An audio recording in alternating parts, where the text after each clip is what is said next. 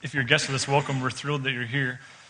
We are a church, shockingly perhaps, but our passion is that Jesus is who he says that he is.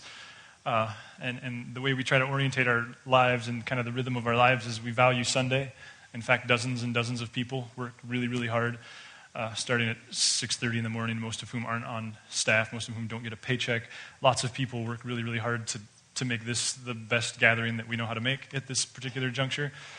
And yet we're also trying to remind ourselves that it's about more than this. As much as we value serving kids very well, as much as we value lights and video, and as much as we feel like Sunday still has an integral role to play in helping us connect with the Lord and with one another and really building momentum. I got to do something with this. Are you distracted by me being distracted by my pack? Yeah, I got the people in the front row nodding yes. So while I'm there, I'll check my zipper. Good there. So here we go. All right, we're set. That joke's going to get old someday, but I get a lot of mileage out of that. So the other 6 days, we feel like this is only valuable or maybe successful in that it propels us into the other 6 days different, with eyes to see opportunities that we may otherwise miss, with a desire to treat people like Jesus would treat them. Because part of our bent is that being the church doesn't mean doing a bunch of church stuff. It doesn't mean we have to have a logo in everything that we do. Lots of it comes down to you all have opportunities every day because of where you work and because of where you live and because of the people in your life already. You have opportunities to serve Jesus by serving people, to love Jesus by loving people. And so we're trying to awaken ourselves to that and then periodically scatter together. Also, if you didn't get an email from me this week, asking you to take the online survey that we're trying to put together for for Vision Weekend in a couple weeks. That means you're not on our email list, which may be on purpose, which I would understand. But if you want to get that email and you want to take the survey, would you let us know that? And I couldn't help but think of the survey because I went to the bathroom before I came here. And there was a Spring Meadow Lake-sized puddle right there, down and to the left from the urinal. It's unbelievable to me. And one of the questions on the survey is, do you pee on the floor in the men's bathroom? And it gives you a few options. Yes, or no, that's gross, or I don't know because I can't see my feet, or yes, but no, but my kids probably do. So let us know. We'd love to get you that survey, and we think there's some good data in there for coming weeks. But we also wanted to keep it lighthearted, and I'm tempted to give away all the jokes because I don't come up with them very often, and there's a few of them in there, but we're going to keep going. What I want to talk about this morning is power. When you hear the word power, what do you think of? Or maybe, who do you think of? Hitler? I think we have a picture. Stalin? Mao? Like when you hear the term power, who do you think of? And are the associations always negative? They are for me, and I guess that's something I've been wrestling with. Why is it when I think of power, I instantly associate power with, I instantly assume that power is something negative? Why don't we think of guys like Gandhi? Why don't we think of guys like Martin Luther King Jr.? Why is it that when we think of power, we think of negative people, and why is it that we always think of government entities? Why don't we think of athletes? Are they not powerful? Why don't we think of musicians, pop stars? Any parent of a teen will remind us of how powerful they are. Why don't we think of businessmen, businesswomen? Power, in my estimation, is this really unique thing in our culture. And I guess really what I want to do this morning is I want to ask the question, in what ways are you powerful? And how are you using that power? It strikes me that when we think of power, there's this thing that happens where we instantly feel guilty. Because power is something I would argue that we all want. We all desire, whether that's at work or at home, whether it's about the remote control or whatever. We all desire power. And yet, isn't there that part of us that kind of feels guilty because we're not really sure we're supposed to desire power? And then for Christ followers, it's wait a minute, isn't power bad?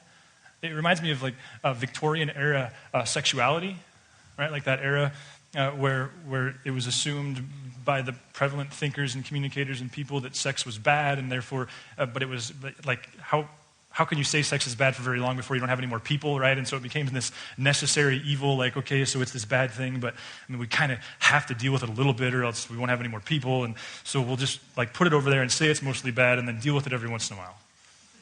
Isn't that kind of what we do with power? Like we acknowledge that it's necessary and we feel guilty.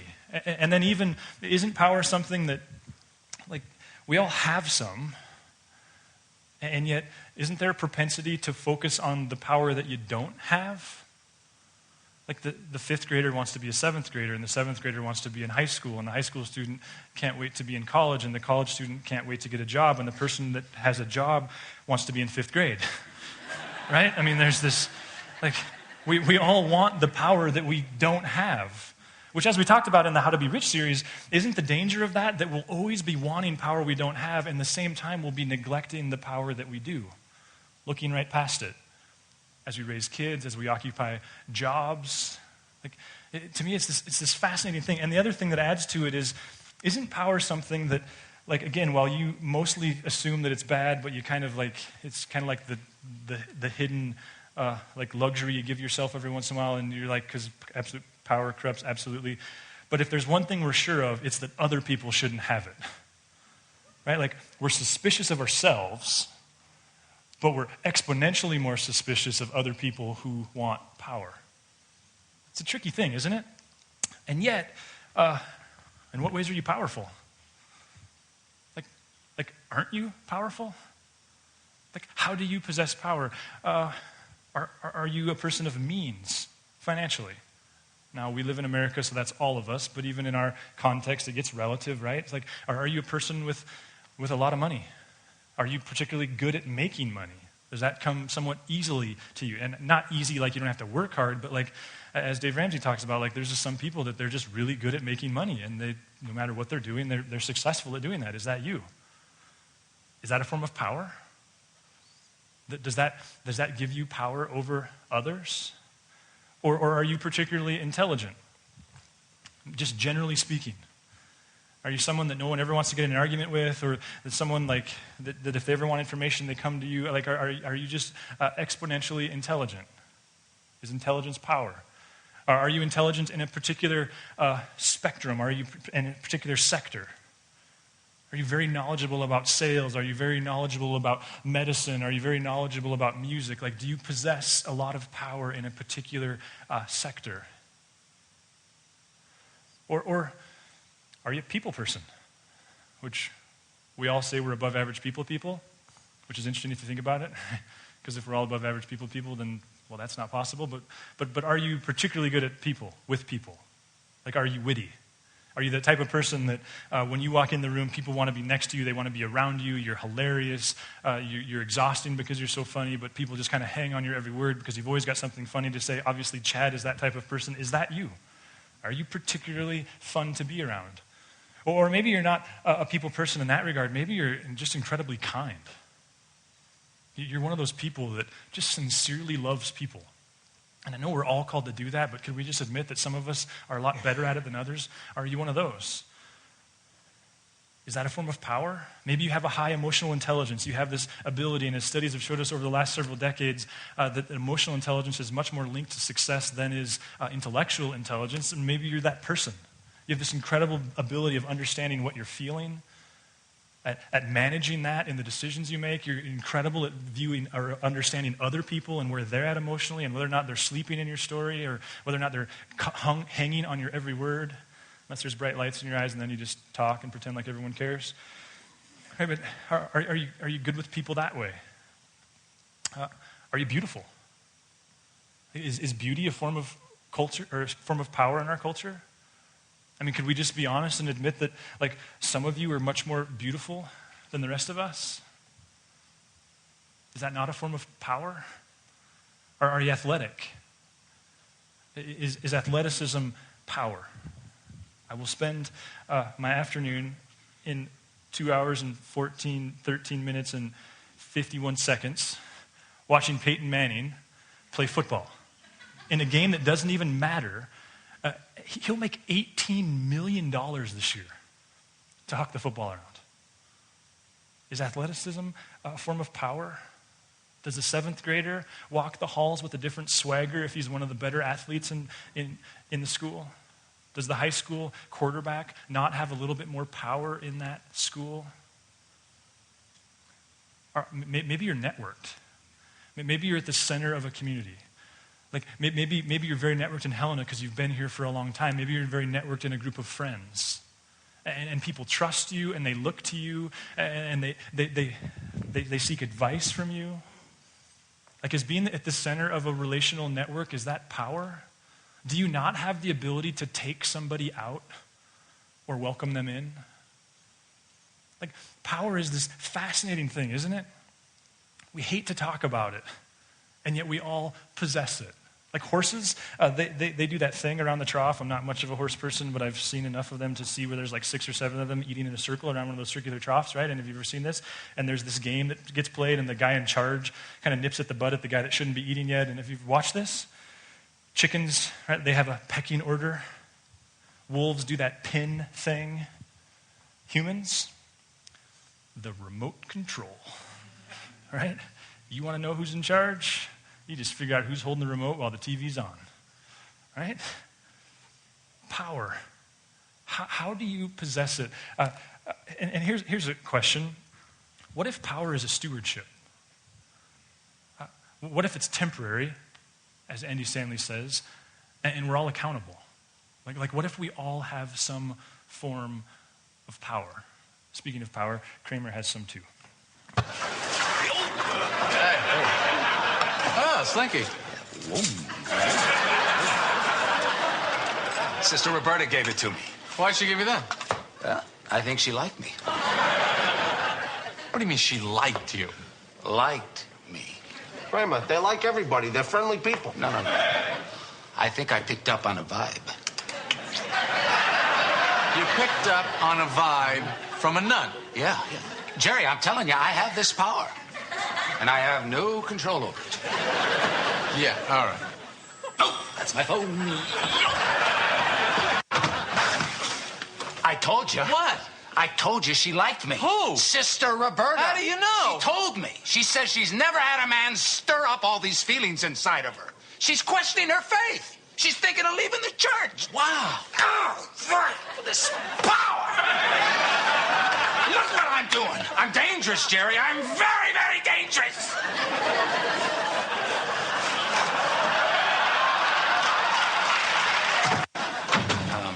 You wanted to see me, Father?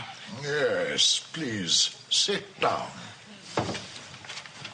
Sister Roberta came to see me yesterday. I know what this is about, Father. Now, I didn't do anything. I just spoke to her innocently for just a few minutes.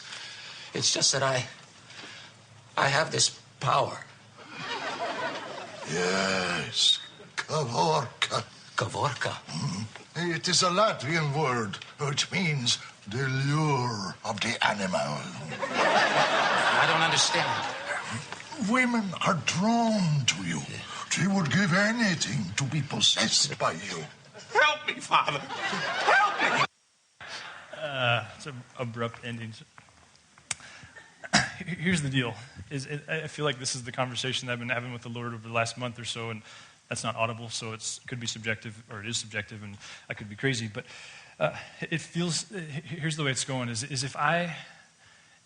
if we can get ourselves to admit that we have power, and not shrink away from the notion of having power, only then can we begin to have a real productive conversation that asks the question, okay, so how am I using it? Because isn't power one of those things, isn't it much easier to question the way, say, Barack Obama uses his power? If you're a Republican, to question the way the Democrats use theirs. If you're a Democrat, to question the way the Republicans use theirs. And hey, what do you know? You can get elected just doing that. Isn't it much easier to critique the way other people are using their power than it is to analyze how you are using yours? Isn't it much easier to drive by the house of somebody who makes more money than you and critique and even condemn the way they use their financial power? Isn't that much easier than to analyze and consider how you use your power? Isn't it much easier to read the newspaper or look online and see yet another athlete has flushed their influence down the toilet, yet another movie star's got a DUI or is getting a divorce, and ridicule the way they're using their power? That's easy, isn't it? Well, what's hard is to go, where do I possess power? And what kind of leader, what kind of person, what kind of financial manager, what kind of employee, what kind of friend am I? This has been rattling around in me because in many ways, this year has been one of the more interesting years of my life, which probably all of us would say. And I don't say that like harder, I don't say that easier. I just mean literally interesting. Because I've dealt with something this year that I've never before dealt with, and that's this thing called public criticism. Now, people have asked me before, like, right, we all get criticized. This is not just me, and I'm not trying to say that, but people have asked me, like, hey, so Ales for Trails, anybody get mad at you about that? Well, yeah, but they don't say it to my face, so I'm not naive. But this is the first year where it's been public. Like, people online taking to websites and questioning that we're even a valid church, that I'm even a person who knows Jesus. Now, I'm not saying this so that you'll feel sorry for me, though that'll never hurt either. And I'm also not saying it so that you take to our defense, because that definitely will hurt.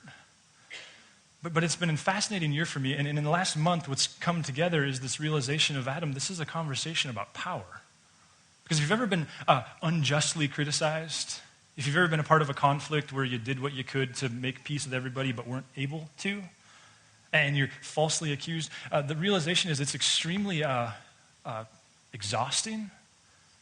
And if it's particularly in a Christian context, it kind of causes you to wonder about the whole shooting match, doesn't it? Like, Lord, I'm so confused that, like, this is your people. And the realization that's come about for me is, Adam, it's really easy to criticize the way someone else is using their power. But how do you use yours? Because what makes criticism frustrating is when someone unjustly leverages power. And just like it's easy to get elected just criticizing the way other people use it, it's just as easy to never really analyze, like, how do we use ours? And so where that led me to, I know this sounds very self-absorbed because I've used the word I a lot, and I'm sorry about that. This is just one of those rare weeks where I kind of get to unzip my soul and kind of go, like, here's the stuff that I've been wrestling with. But it's not all that interesting, so it won't be a series. It'll just be 1 week. So go back to sleep, and we'll be back with some stolen stuff in a couple weeks. But after I left Dr. Dellermarter, I don't know if you were here for Dr. Dellermarter at the end of July, and his challenge was the character of God.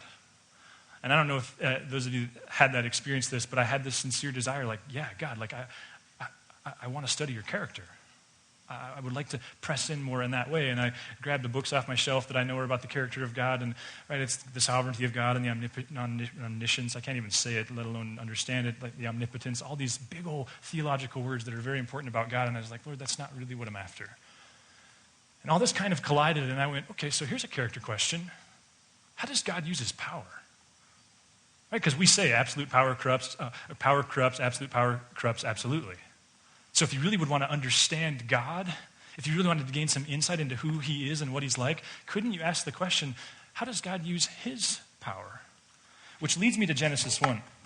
And I want to read it from the Message, and I want to beg you to please not get caught up in age of the earth type stuff, but consider it from this perspective. We're talking about the most powerful entity ever. Right? Like the most powerful entity in the world, the most powerful person in the world, whatever word you want to put to that. The question is, how does he use his power? Watch this. First this. God created the heavens and the earth, all you see, all you don't see. Earth was a soup of nothingness, a bottomless emptiness, an inky blackness. God's spirit brooded like a bird above the watery abyss. God spoke, light, and light appeared. God saw that the light was good, and he separated light from dark. God named the light day, he named the dark night. It was evening, it was morning, day one. God spoke, sky in the middle of the waters. Separate water from water. God made sky. He separated the water under sky from the water above sky. And there it was. He named the sky heavens. It was evening. It was morning, day two. God spoke, separate. Water beneath heaven, gather into one place. Land, appear, and there it was. God named the land earth. He named the pooled water ocean. God saw that it was good. God spoke, earth, green up, grow all varieties of seed-bearing plants, every sort of fruit-bearing tree. And there it was. Earth produced green seed-bearing plants, all varieties, all fruit-bearing trees of all sorts. God saw that it was good. It was evening. It was morning. Day 3. God spoke, lights come out, shine in heaven's sky, separate day from night, mark seasons and days and years, lights in heaven's sky to give light to earth, and there it was. God made 2 big lights, the larger to take charge of day, the smaller to be in charge of night, and he made the stars. God placed them in the heavenly sky to light up earth and oversee day and night, to separate light and dark. God saw that it was good. It was evening. It was morning. Day 4. God spoke, swarm, ocean, with fish and all sea life. Birds fly through the sky over earth. God created the huge whales and all the swarm of life in the waters and every kind of species of flying birds. God saw that it was good. God blessed them, prosper, reproduce, fill ocean. Birds, reproduce on earth. It was evening, it was morning, day 5. God spoke, earth, generate life. Every sort and kind. Cattle and reptiles and wild animals, all kinds. And there was wild animals of every kind, cattle of all kinds, every sort of reptile and bug. God saw that it was good. And here's one of those sincere instances where I wish we were having coffee, that it wasn't this one-way conversation where I could go like, what stands out to you? But here's what stands out to me. Like when you ask the question, like, what does God do with his power? Well, the first thing is he creates, right? He doesn't critique. He doesn't deconstruct. He moves forward. He creates things. He brings things about that otherwise weren't. But I don't think we stop there. As it gets better, God spoke, let us make human beings in our image. Make them reflecting our nature so they can be responsible for the fish in the sea and the birds in the air, the cattle, and yes, earth itself and every animal that moves on the face of the earth. God created human beings. He created them godlike, reflecting God's nature. He created them male and female. God blessed them, prosper, reproduce, fill earth, take charge, be responsible for fish in the sea and the birds in the air, for every living thing that moves on the face of the earth. God doesn't just create, he shares, doesn't he? And that's pretty counterintuitive. Like, what does the most powerful person in the world do with power? He gives some away. I love how Eugene Peterson in the Message says, be responsible a couple times. See, God takes people and he makes them in his image, not that they would be God, but that they would be like God, that they would be responsible. God takes people and says, hey, otherwise I would take care of this garden, but here's the deal. I'm going to put Adam and Eve there, and it'll no longer be me that takes care of the garden. It'll be them that takes care of the garden, and they'll take care of the garden the way I would if I was them. God gives away his power. Not all of it, of course, but he shares it. And we see this in the opening pages of Genesis, but don't we also see this in the opening pages of the New Testament in Jesus' life? Jesus is born. He lives 30 years in relative obscurity. What happens next? He gets baptized. And then what? He calls disciples. Almost immediately, right out of the gates, Jesus starts grabbing guys and saying, come on, follow me. Is that so that they will be his parade force? Is that will be so that these disciples can, just bow down all the time? Like, do they worship him? Yes. Is this so that the disciples could somehow just sing his praises all the time? No. He gives power to them, doesn't he? Isn't central to what it means to be a disciple is that just like in Genesis, God goes, I'm going to create people and they will have power. In Jesus' life, he says, I'm going to take disciples, I'm going to make them, I'm going to save them, and they're going to have power. Listen to the way it says it in Matthew 16. When Jesus arrived in the villages of Caesarea Philippi, he asked his disciples, what are the people saying about who the Son of Man is? They replied, some think he's John the Baptist, and some say Elijah, and some Jeremiah or one of the other prophets. He pressed, how about you? Who do you say I am? Simon Peter said, you're the Christ, the Messiah, the Son of the living God. Jesus came back, God bless you, Simon, son of Jonah. You didn't get the answer out of books or from teachers. My Father in heaven, God himself, let you in on the secret of who I really am. And now I'm going to tell you who you really are. Really are. You are Peter, a rock. This is the rock on which I'll put together my church, a church so expansive with energy that not even the gates of hell will be able to keep it out. And that's not all. You will have complete and free access to God's kingdom. Watch this. Keys to open any and every door. Is that not power? No more barriers between heaven and earth and heaven. A yes on earth is a yes in heaven. A no on earth is a no in heaven. Peter, here's some power. Here's the keys. I mean, how many people have keys to your house? Jesus is going, here's the keys. Here's influence. There's another instance in after Jesus' resurrection. The guys are cowering in a room behind locked doors, and it says on the evening of the first day of the week, when the disciples were together with the doors locked for fear of the Jewish leaders, Jesus came and stood among them and said, "Peace be with you." After he said this, he showed them his hands and side. The disciples were overjoyed when they saw the Lord. Again, Jesus said, "Peace be with you. As the Father has sent me, I'm sending you." And with that, he breathed on them and said, "Receive the Holy Spirit." Now watch this. If you forgive the sins of anyone, their sins are forgiven. If you do not forgive them, they are not forgiven. Now, no dibs on unpacking the nuances of the theology there, but at passing glance, does that sound like a distribution of power? See, the observation that occurs to me is we're a culture that doesn't like to talk about power. It's kind of a dirty word. It's a dirty subject. We like to pretend like no one's supposed to have it and none of us do. And yet at the core of God's creation account, at the core of who he is he creates people and he says, "I'm going to give you power. I'm going to put you in charge of things. I'm going to give you authority." And I love the way Dallas Willard handles the issue of money, because Christians are prone to idolize poverty. And Dallas Willard so astutely says, wait a minute, if we're saying that all the Christians are supposed to give all their money away, then aren't we saying that all the people who don't trust God should have all the money? Does that really make sense? Is that not the same thing that we're prone to do with power? It's bad. Let's not even talk about it. And so by default, we're saying what? Hey, let's let all the people who don't trust God, aren't submitted to his authority, aren't walking with him, let's let them have all the power. Does that make sense? So we get hung up on this power issue, but it strikes me the right question is much different. Isn't the right question, why did Jesus give them power? Why did God give them power? Sure, okay, he was sharing it, but why? In Genesis 2:15, we have this well-known verse that I think gets at this matter. God took the man and set him down in the Garden of Eden to work the ground and keep it in order. Jesus, there's this moment, and I think we can all project ourselves into it, because Jesus has got these 12 disciples, right? And two of them are brothers. Actually, a couple pairs of brothers, but one of the pairs of brothers, you can just picture they're eating dinner with their mom one night, and their mom's like, "Hey guys, did you ask Jesus if you could sit at his right and his left yet?" And they're like, "No, Mom, I'm not asking that. That is so embarrassing." "Yeah, but you're the most qualified. Like, you're the greatest kids in Galilee, right? Like, can't you just kind of, like, no, Mom, we're not. Like, we don't even have the best grades." "Yeah, but you're the best. Ask him." "No, we're not asking." "Okay, I'll ask him." And so she calls up the principal, right, and says, "Okay, Jesus, my sons, they're the best. Like, everyone knows they're the best, right? Like, I know it's only me that knows they're the best, but that's everyone. So, like, we want them to sit at your right and your left. I want them to." And Jesus is like, "You don't really know what you're asking," and he kind of seems to be pretty gracious about the whole deal. But then the other guys, they find out that Jesus' mom pulled this prank. And Jesus finally has to deal with it. It says this, when the 10 others heard about this, they lost their tempers, thoroughly disgusted with the two brothers, because they thought of it first, right?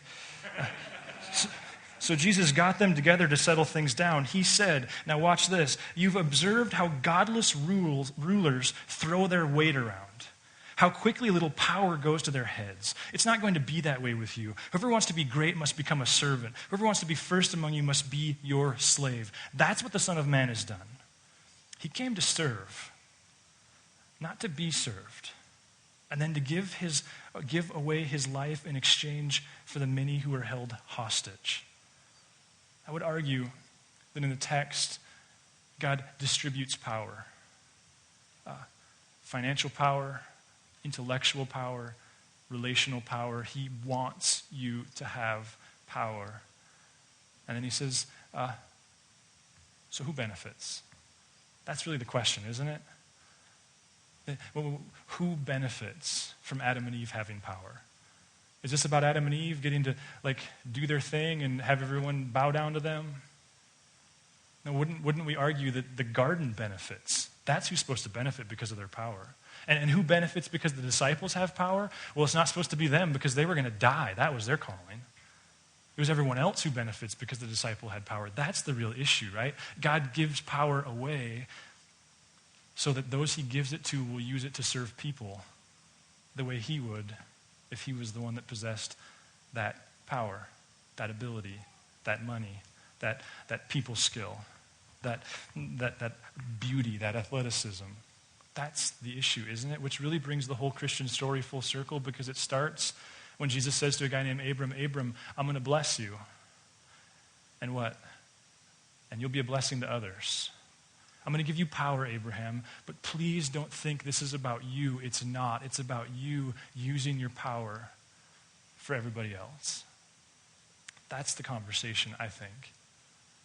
Now, I don't know about you, but I'm at this place where I'd much rather, I connect better with narrative than I do bullets. And about a month ago, I stumbled into the book of Ruth, which I've read it before. It had been a long time, and it was one of those mornings like, what am I going to read? I'm not inspired to study anything. I'll read Ruth because I think I can get through that in 30 minutes. And so I opened up to the book of Ruth. And if you're someone who thinks the Bible is boring, I would just beg you to read the book of Ruth, and particularly from the Message. But it strikes me that the book of Ruth is a narrative about power.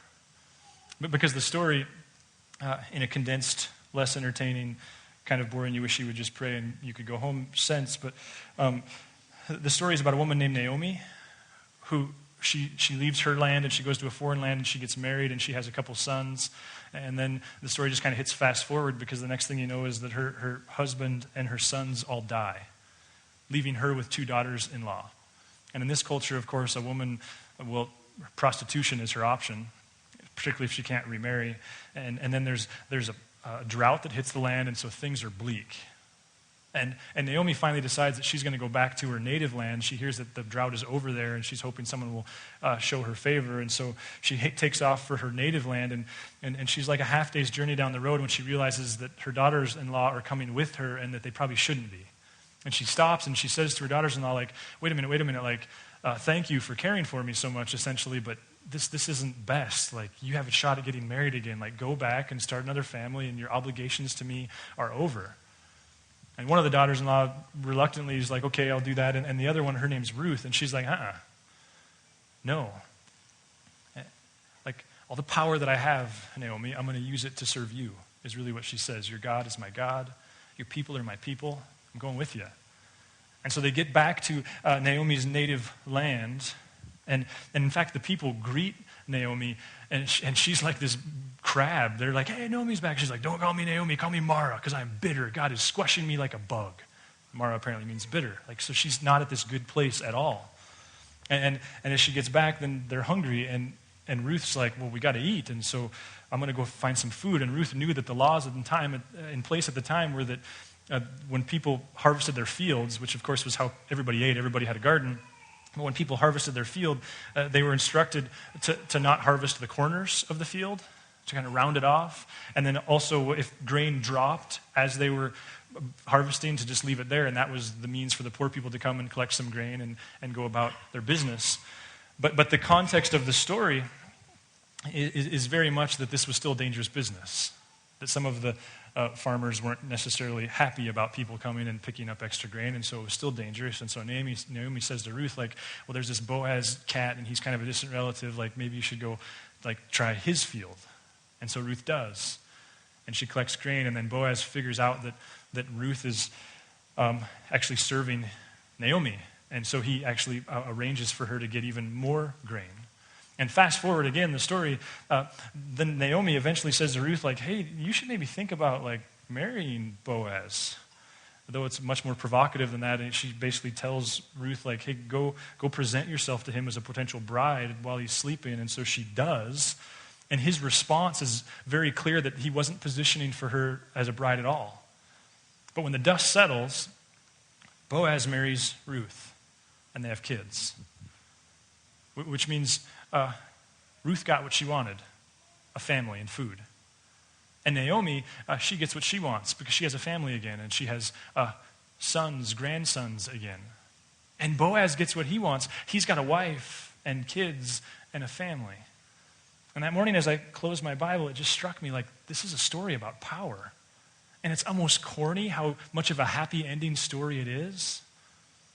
But isn't it a story about three people who all leveraged every bit of power they had and used it for the benefit of others?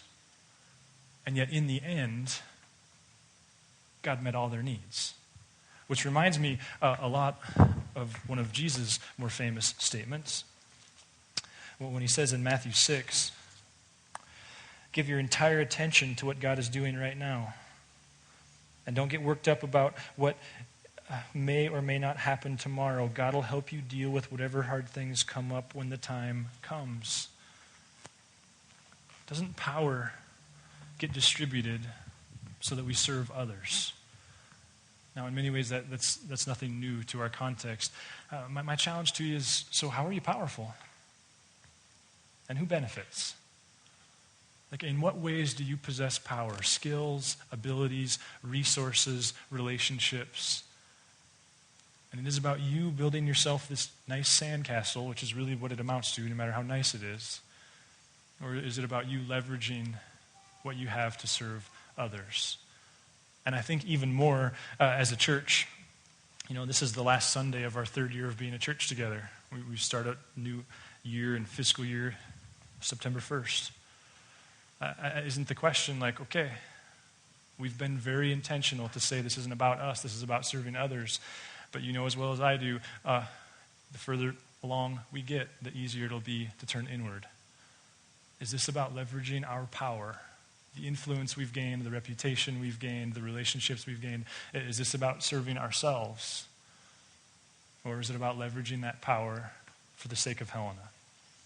Whether or not people acknowledge Jesus or not, whether or not they acknowledge Narrate or not. Like, why is it when we think of power, we think of Stalin and Hitler and all these negative figures, why don't we think of Jesus? Like, was he not powerful? Or was he just like a wuss? No, he was powerful. It was just a different type of powerful, one that we're called to model and emulate and follow. Can I pray? God, well, we're humbled, frankly, that you trust us that much, and it's a little weird to think that you are a God who gives away your power. The responsibility is deep. And God, as we think of the relationships that we hold and the occupations, the sectors that we walk in, it's a little heavy, God, to think that like your plan is that you're present there because we're present there. And not only like in a logo, tattoo, cross on the rearview mirror sense, God, but in a like servant-hearted sense. God, would you help us be people who use our power the way you would? We love you. Amen.